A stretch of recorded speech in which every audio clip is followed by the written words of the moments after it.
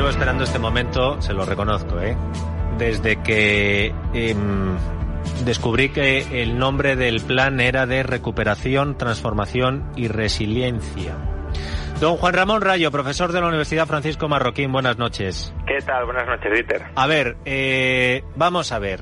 Hemos pasado ya las horas suficientes como para que te hayas embaulado, sepas en detalle en qué consiste lo que quiere hacer el gobierno con ya no sé cuántos millones de euros. ¿Nos lo puedes explicar? Porque se hablan de 140.000 en total, pero el plan son 72.000 millones de euros para crear 800.000 puestos de trabajo. Yo dije el otro día, no sé si a ti te parece, Rayo, lo contrario, que ya puestos a hacer una promesa, 800.000 puestos de trabajo. Hombre, Felipe en el 82 con 10 millones de cotizantes era un órdago, pero ahora ya puesto a hacer una promesa, hace una promesa a lo bestia, ¿no?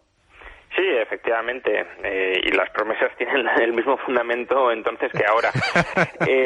A ver, comentabas que ha habido tiempo suficiente como para empaparse del contenido del plan, y el problema es que el contenido del plan es bastante flojo, o bastante, más que flojo, es una generalidad continuada. Si uno se lee el documento, que son unas 60 páginas, no encontrará una propuesta específica de vamos a gastar esta cantidad de dinero en este proyecto en concreto, sino que son, bueno, objetivos muy generales, muy genéricos, muy de transformación de país en la dirección que le gusta al gobierno, pero nada de un itinerario sobre qué se va a hacer y cómo se va a hacer. Entonces, claro, al final lo que está pidiendo el gobierno a la Comisión Europea es un cheque en blanco, prácticamente en blanco, con alguna directriz general, eso sí, para gastar esos 140.000 millones de euros en proyectos que todavía no sabemos cuáles son, porque muchas de las cosas de las que se habla en este plan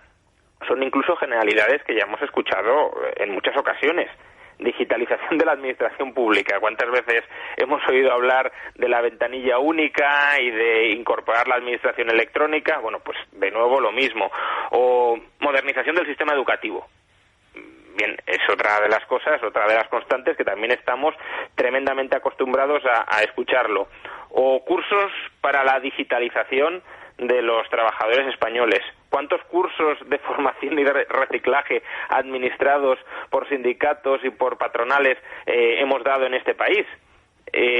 Impulso a la industria cultural. Bueno, es que todo esto son objetivos genéricos, ya digo, que no se traducen en nada en concreto, y esa es la peor parte, que el señor Sánchez va a presidir una comisión que va a poder administrar y repartir como a esa comisión le venga más o menos en gana. Si esto lo aprueba la Comisión Europea, que esperemos que no, que pida muchísima más concreción, pues podrá manejar como quiera 140.000 millones de euros. ¿Tú crees que esto se lo puede tumbar Europa? De verdad, Rayo, ¿tú crees que en Europa se lo van a tomar en serio lo de darnos el dinero pero exigiéndonos cosas a cambio? ¿O que una vez que se quitaron ya el marrón de llegar a un acuerdo, al final van a dejar que cada país, y en este caso España, se lo guise como quiera? No lo sé, yo ese temor que expresas al final también lo tengo, porque al final uno también se tiene que plantear cuál es el rédito político que los distintos gobernantes europeos pueden extraer ahora de librar una nueva batalla mucho más al detalle, que probablemente tampoco entendería su opinión pública interna, contra el gobierno de Sánchez o contra cualquier otro gobierno europeo que intente colarla como la está intentando colar el gobierno de Sánchez. Y si no van a extraer un rédito hacia adentro, porque ya, digamos, ya han comprometido gastar ese dinero y su población ya lo ha asumido y le da más o menos igual cómo se termine gastando o malgastando, pues no librarán esa batalla, y eso sería una pena. De todas formas, es cierto que hay, yo creo, dos razones para tumbar parte de esto, al menos, porque recordemos que los 140.000 millones de euros no es o te dan 0 o te dan 140.000, sino que es el máximo que nos pueden llegar a dar, pero hay dos razones que explicarían que nos dieran menos, o que al menos nos pidieran que desarrolláramos otra cosa. La primera es que muchas de las políticas o muchas de las propuestas que plantea este plan de reforma es financiación de gasto corriente.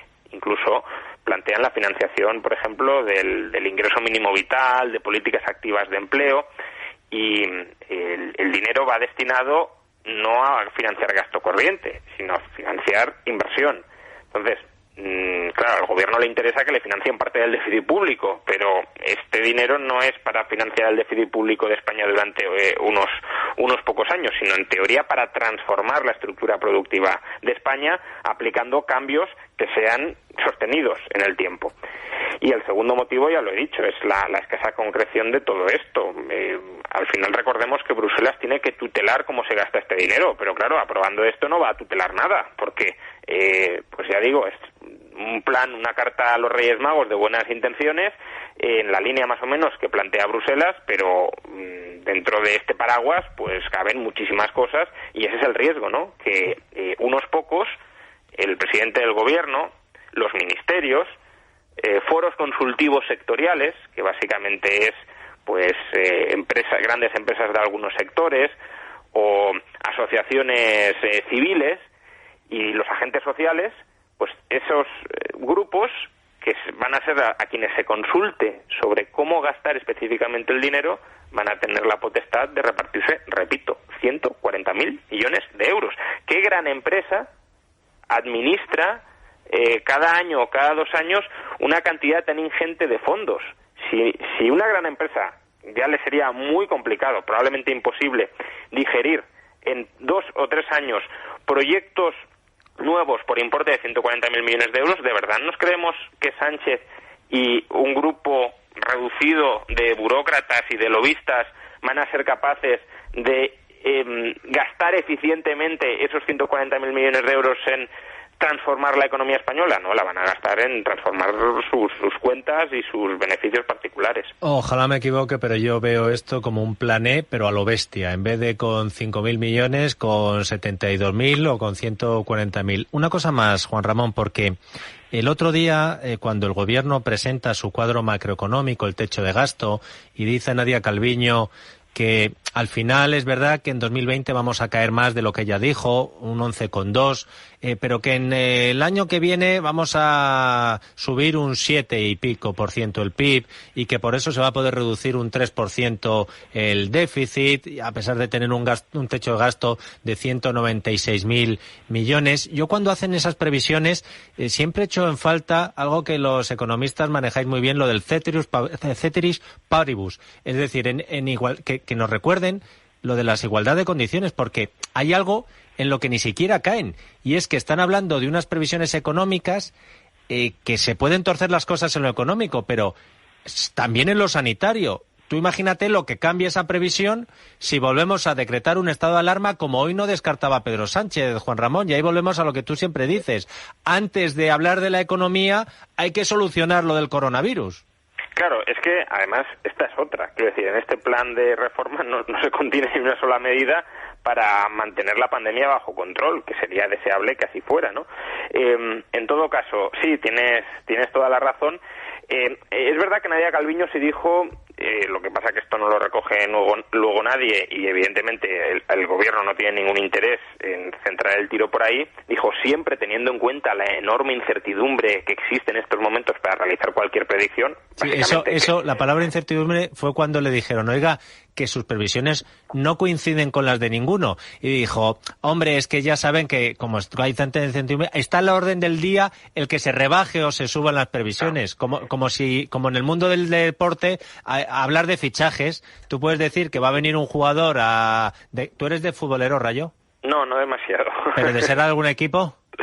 Bueno, soy del Real Madrid. Vale, déjalo, vas bien. Gracias, sí. Vas bien, pues imagínate que va a venir Mbappé al Madrid y luego Mbappé no viene, no pasa nada, lo has dicho y no tiene coste. Pues con las previsiones económicas sucede lo mismo, Rayo. Es que a los políticos también habría que pedirles no solo que nos digan cuál es su predicción, sino cuál es el grado de confianza que atribuyen a su predicción. Porque si Nadia Calviño nos dice, creo que el PIB va a caer un 11,2%, pero a esta predicción le otorgo una confianza del 1%. pues bueno, ya sabemos que está pegando un brindis al sol. Y si le otorga una confianza muy alta y luego no se cumple, es para decirle, pues como hizo usted la predicción y cómo le daba tanta confianza si no se ha cumplido. Pero esa parte se la callan. Y se la callan evidentemente porque como es todo tan incierto, pues pueden decir cualquier cosa y luego no les pasa factura. Aún así es verdad que el dinero que llegue de Bruselas, aunque lo malgasten, va a impulsar el crecimiento económico durante unos años. Ahora será un crecimiento económico no sostenible en el tiempo. Como ya he dicho muchas veces, aunque nos pusiéramos con el dinero de Bruselas a acabar agujeros y volverlos a tapar, eso impulsaría el crecimiento del PIB. Otra cosa es que eso sea un crecimiento sano que vaya a redundar en el bienestar de los ciudadanos. Pues toda la razón. ¿Tú cómo lo ves, Juan Ramón? Sé que es solo por testar un poco lo que te dice el olfato.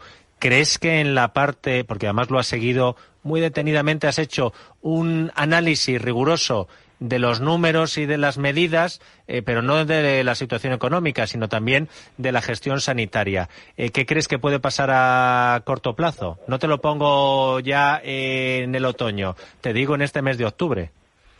¿Te refieres a si decretan un nuevo estado de alarma o no? Hombre, sí. A ver, es que en cierta medida el gobierno se ha pillado los dedos. Quiero decir, el gobierno nos ha dicho que era absolutamente imprescindible cerrar Madrid para salvar vidas y es una premisa que a lo mejor están en lo cierto, no entro a debatir eso. Lo que pasa es que sí que es verdad que sin haberlo cerrado, las cifras, por reacción sobre todo de la población ante el resurgimiento de la pandemia, que se han autoconfinado, que han extremado el distanciamiento social y demás, las cifras han empezado a mejorar sin necesidad de ese cierre. Pero bueno, claro, si el gobierno dice, para salvar vidas hay que cerrar Madrid, y los tribunales le dicen, no puede cerrar Madrid sin decretar un estado de alarma o sin reformar la legislación sanitaria, que llevan meses pidiéndole que reforme y que usted se ha empeñado en no reformar, pues claro, realmente, si no decreta ahora el estado de alarma, lo que está diciendo es, pues, o exageré el grado de la amenaza en contra de lo que mi rival político me decía, o no me preocupa que muera gente en Madrid, con lo cual, en cierto modo, ellos mismos se han pillado los dedos a la hora de tener que decretar ahora el estado de alarma.